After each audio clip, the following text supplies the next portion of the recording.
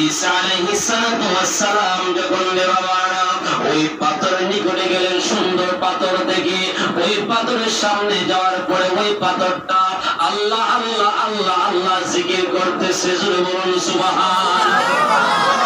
পাথরে জিকির করেনি বাজান? আমাদের পাথরে জিকির করেনি, গাছে জিকির করেনি, মাছে জিকির করেনি। শুধু তাই নয়, মাওহিজে সালিহিন একটা কিতাবের মধ্যে এসেছে, একটা ব্যাঙ আপনার 700 বছর পর্যন্ত আল্লাহর জিকির করেছে গাতার ভিতরে তাকিয়া। জোরে বলুন সুবহানাল্লাহ। কিতাবের নাম মাওহিজে সালিহিন। এই কিতাবটা লইবেন, দেখবেন হাসানা মিসা হিংসায় ভেদ পড়ে যায়। নবীর শান গাইতেছি, নবীর শান গাবো, এটাই আমাদের ঈমান। আমার কিতাবাদি দেখায় আল্লাহ যা বলছে এটাকে মিথ্যা বলছে, বানায় কিছু হয়েছে। অনেকে আছে, কেউ আইসে ওয়াজুনার লাগে, কেউ কোরআন শোনার লাগে, কেউ জিকিরের লাগে, আর কেউ আইসে বলবে ওইটা চিন্তা করে। যে ভুলে চিন্তা করে হে তো আসলে ইটার জন্য আসে না, তার অন্তর মধ্যে আপনার খাসিয়ত নাই, এদু আসন্ত হে বলে থাকবো, বলেটা বলে থাকবো। যে জানে নিন্দায় সে তারে ফিন্দায়। ঠিক না বলেন? অহংকার করছেন, সব শেষ, সব শেষ হয়ে যাবে। কারণ অহংকারীকে আল্লাহ পাক ভালোবাসেন না। ঠিক না বলেন? মানুষ ভুলের ঊর্ধ্বে নয়, ভুল হতে পারে। আমি তো পেরেস্তা না, বলতে না, আমি তো একটা মানুষ। এত কিছু কথার মধ্যে ভুল তো হতে পারে, বলবেন অসুবিধা। মুরাদের সমালোচনা করেন আল গীবাতু আসাদ্দু মিনাল জিনা অথবা কতল। গীবত জিনার চেয়ে আরো নিকৃষ্ট। আর গীবত করবেন আমার মাফ চাইতে আমার দ্বারা, আল্লাহর কাছে চাইলে আল্লাহ ওইটা পারতাম না। এটা যার বিরুদ্ধে তার কাছে যাও, সে মাপ দিলে অবশ্যই মাপ হয়ে যাবে। আর এই জিনাকারী, এই আপনার মুনাফিকের আপনার স্থান হলো আপনার জাহান্নামের নিম্ন স্তরে, জাহান্নামের মধ্যে মানুষের জাহান্নামের ফুস ফুস গইয়া জমিন থেকে আপনার নিচে যাইবে, যেখানে ওই জায়গাটার মধ্যে হলো আপনার এই মুনাফিকের স্থান। বিকাল ভালো না খারাপ? আমাদের ভালো না খারাপ? আপনি দুনিয়ার জন্য পাগল হয়েছেন, আল্লাহর দিকে দাবিত হন। মানুষের পিছনে লাগবেন না, আল্লাহর রাস্তা আপনি লেগে যান, দেখবেন জীবনটা সুখী হয়ে যাবে। যদি বলেন সুবহানাল্লাহ। হযরতে ঈসা আলাইহিস সালাম যখন পাথরের মধ্যে দেখলেন পাথরে আল্লাহ আল্লাহ জিকির করে, ওনার মাথার মধ্যে, ওনার হাতের মধ্যে একটা লাঠি ছিল, আসওয়াদ মানে লাঠি। লাঠি হাতের মধ্যে থাকা একটা শূন্য, এটা হতো আর ঠিক না বলেন? বিশ্বরে লাঠি রাখা না তো গোল্লা গোল্লা রাখেনি, সুন্দর। উনি কি করলেন? ওনার হাতের লাঠি দিয়া ওই পাথরের মধ্যে একটা আঘাত মারলেন, একটা বাড়ি মারলেন। বন্ধুরে বাড়ি দেওয়ার সাথে সাথে ওই পাথরটা মেরে গেল। মেরে যাওয়ার পরে ওই পাথরের মধ্যে দেখা যায় একটা মানুষ বসা আছে। ওই পাথরের ভিতরে একটা মানুষ সাদা পোশাক পরিহিত অবস্থায় বসে আছেন। আর ওনার পাশে একটা আঙ্গুরের গাছ আপনার লাগার আছে, একটা গাছ দেখা যায়। উনি ডাক দিয়ে বললেন, ঈসা আলাইহিস সালাম বললেন, বন্ধু গো, ও বন্ধু, তুমি পাথরের ভিতরে তো শূন্য বসে আছো, তুই জিন্দা অবস্থায় কি করতেছো? আমি আল্লাহ জিকির করে। কই পাথরের ভিতরে কেমনে তুমি আল্লাহর জিকির করতেছো? কয়দিন পর্যন্ত আল্লাহর জিকির করো? ওই লোকটা ডাক দিয়ে বলল, ও গো আল্লাহর পয়গম্বর, আজকে একদিন নয়, 2 দিন নয়, 700 বছর ধরে আমি পাথরে আল্লাহর জিকির করতেছি। জোরে বলুন সুবহানাল্লাহ। কত বছর? 700 বছর। আল্লাহু আকবার বলুন। আর সিদরাতুল মুনতাহাতে একটা গাছ আছে, ওই গাছের যে আপনার ছায়াটা আছে, এই ছায়াটা একটা পাখি উড়ন্ত অবস্থায় উড়লে 70,000 বছর উড়লেও আপনার গাছের ছায়া শেষ করতে পারত না। এই গাছের মধ্যে আপনি আমার নাম লেখা আছে, সবার নাম লেখা। গাছের মাথা জমিনে ভরবে, আপনার ইন্তিকাল হয়ে গেছে। জোরে বলুন সুবহানাল্লাহ। আল্লাহ কি কারণে কি আছে একটু চিন্তা করে দেখুন। 400 বছর পর্যন্ত আল্লাহর জিকির হলো, তোমার মতো তো ইবাদত করনেওয়ালা জিকিরওয়ালা এই জমিনে আর নাই। জোরে বলুন সুবহানাল্লাহ। আমরা পাঁচে হতিনি, আমরা 5 বছর, ঠিক না বলেন? ঈসা আলাইহিস সালাতু ওয়াস সালাম এই কথা বলার সাথে সাথে গো ওই লোকটা ডাক দিয়া বললেন, ঈসা গো আমার কাছ থেকে কিছু খবর নিয়ে যাও। জোরে বলেন না সুবহানাল্লাহ। ওই কি খবরটা নিতাম? আমি 400 বছর পাথরের ভিতরে আল্লাহর জিকির করতেছি। আমার আল্লাহর নবী রাহমাতাল লিল আলামিন যে নবী এই দুনিয়ার জমিনে আনবে, খবর নিয়ে যাও, যে নবী দুনিয়ার মধ্যে আনবে ওই নবীর উম্মত বেশি দিন দুনিয়ার জমিনে বাঁচত না। নবী গো ও গো ঈসা পয়গম্বর, ওই আল্লাহর নবীর আল্লাহর নবীর উম্মত যারা আসবে তারা 400 বছর নয়, এক রাত্রি যদি বন্দেগী করে সাহারে, অর্থাৎ এক রাত্রে এবার বন্দি করলে হাজার হাজার হাজার হাজার রাতের চেয়েও মাসের চেয়েও আরো বেশি সব হবে। জুড়ে বলুন সুবহানাল্লাহ। ওই নবীর উম্মতকে আমরা ফি লাইলাতুল কদর, কদর রাত্রে বোঝানো হয়েছে, ফি শাহরে অর্থাৎ হাজার মাসের চেয়েও উত্তম। জোরে বলুন সুবহানাল্লাহ। কই তাহলে তো মারাত্মক খবর পাওয়া গেছে। ওই নবীর উম্মতের 400 বছর আমি, আরো 600 বছর বেশি সব হইল তারা এক রাতে একটু সময় যদি এবার বন্দিকে রাত্রে বেলা করতে পারে। জোরে বলুন সুবহানাল্লাহ। ঈসা আলাইহিস সালাতু ওয়াস সালাম দৌড়তে শুরু করলেন, কারো কিছু খবর নিলেন, কইতে কি আবার বলে খবরটা হয়েছে আমার নবী আসবেন, উনি আসবেন, উনি দুনিয়ার জমিনে পদার্পণ করবেন, উনি আপনার এমন একজন বংশের মধ্যে আসবে, ওই বংশের মতো কোন বংশ আর এই মক্কার জমিনের মধ্যে হবে না। জোরে বলুন সুবহানাল্লাহ। ঈসা নবী ডাক দিলেন, আল্লাহ গো এমন একজন নবীর উম্মত যে উম্মতের তো পাওয়ার তুমি আল্লাহ দিয়েছো। আল্লাহ আল্লাহ গো আমারে নবী না বানায়া যদি ওই নবীর উম্মত বানাইতা আমার জীবনটা আমি ধন্য মনে করতাম। জোরে বলুন সুবহানাল্লাহ। আল্লাহ পাক রব্বুল আলামিন বললেন, ওগো আমার পয়গম্বর তুমি ওই নবীর উম্মত হয়ে তাই বলে ওই নবীর উম্মত বানায় দাও যে নবীর উম্মতে একটু রাত্র একটি রাতে বন্দী করলে হাজার মাসের চেয়ে রাতের চেয়ে বেশি সওয়াব হবে। আমার আল্লাহ বলে, ও ঈসা তুমি জানিয়ে নাও, বুঝিয়ে নাও, যাও যাও যাও, তোমার তো আমি আল্লাহ কবুল করে নিলাম, তোমার আখিরি জামানার উম্মত না বানাইয়া জমিনে আনবো না। জোরে বলেন না সুবহানাল্লাহ। আল্লাহুম্মা সাল্লি আলা সাইয়্যিদিনা মুহাম্মাদ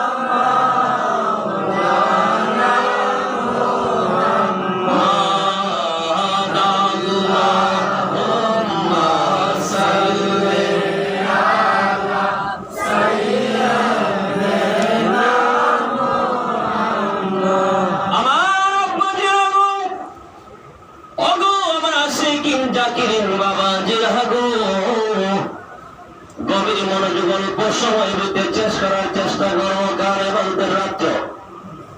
আজকে রাত্রে যে রাত্রিতে এই আল্লাহর ঘর মসজিদের মধ্যে কাটাইবেন রে বাবারা, ওই রাত্রিতে যারা আল্লাহর ঘরে এবাদত বন্দেগীতে কাটাইবেন, আমার আল্লাহ বলেন আমার রহমতের দরওয়াজাটা আমি খুলে রাখলাম।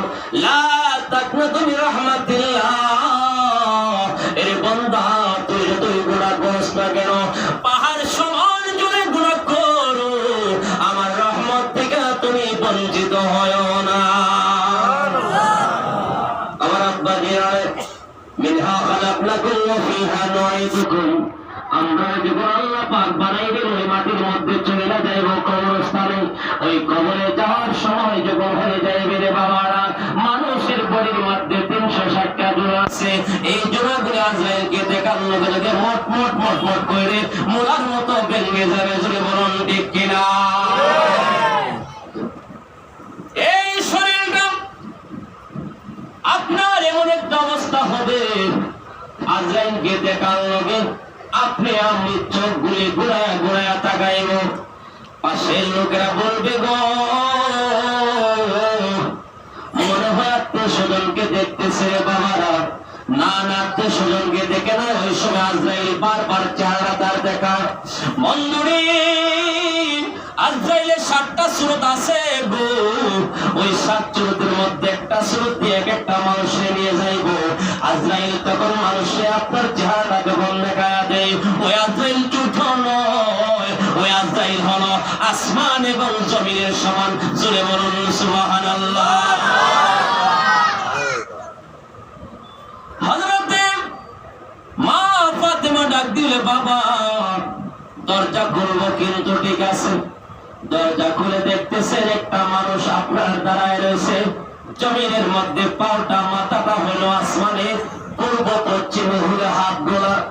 ফাতেমা ডাক দিয়ে বলে ইয়া রাসূলুল্লাহ, নবী গো, ও বাবা গো, এই লোকটারে আমরা ঘরের ভিতরে আপনার ঢুকতে দিব না। আমার নবী বলে ফাতেমা কেন তুমি ঢুকতে দিবাই না? কয় বাবা গো, এই লোকের মতো এমন লোক এই জমিনের মধ্যে আমি আর কোনোদিন দেখি নাই। আমার নবী ডাক দিলে ফাতেমা রে, ও ফাতেমা, কিছুক্ষণের মধ্যে তুমি এতিম হয়ে যাইবা। এই মুহূর্তে কিছুক্ষণ পরে ওই মেহমান, আল্লাহর মেহমান আমাকে নিয়ে যাইব। জোরে বলুন সুবহানাল্লাহ। ওই আজরাইলে যখন ধরবে রে বাবা, আপনি আমি ইন্তেকাল হয়ে যাব, দুনিয়া থেকে বিদায় হয়ে যাইব। আদরের সন্তান কাঁদবে, আদরের বিবি কাঁদবে, মা কাঁদবে রে বাবারা। মরে যাওয়ার পরে গো কবরের মধ্যে যখন নেওয়া হবে, 2টা রাস্তা হবে, একটা হবে ইল্লিন, একটা হবে সিজ্জিন, একটা হবে সিরাতাল মুস্তাকিম, আর একটা হবে গায়রুল মাগদুবি আলাইহিম। একটা হবে সঠিক রাস্তা, আর একটা হবে বেঠিক রাস্তা।